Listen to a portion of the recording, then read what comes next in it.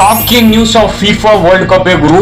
France ಅವರು finally eliminate ಆಗೋಗ್ಬಿಟ್ಟಿದ್ದಾರೆ knockouts ನಲ್ಲಿ. ಅಂದ್ರೆ ನಂಬ್ತೀರಾ ನೀವು?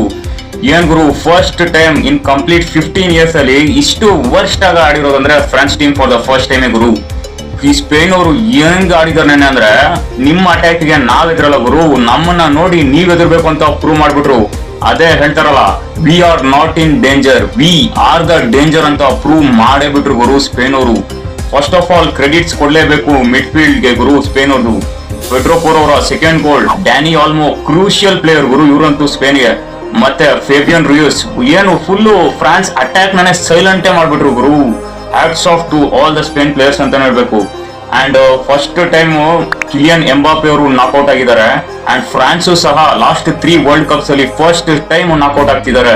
ಇದು ರಿಯಲಿ ಒಂದು ಶಾಕಿಂಗ್ ನ್ಯೂಸ್ ಅಂತಾನೆ ಹೇಳ್ಬೋದು ಗುರು. ಫ್ರಾನ್ಸ್ ನೆನ್ನೆ ಮಿಡ್ ಫೀಲ್ಡ್ ಎಲ್ಲಿ ಗಾಯಬ್ ಆಗ್ಬಿಟ್ರು ಗುರು, ನೀವಂತೂ ಕಾಣಿಸ್ತಾನೆ ಇಲ್ಲ ನೆನ್ನೆ. ನನಗಂತೂ ಏನಂತ ಅರ್ಥನೇ ಆಗ್ತಿಲ್ಲ.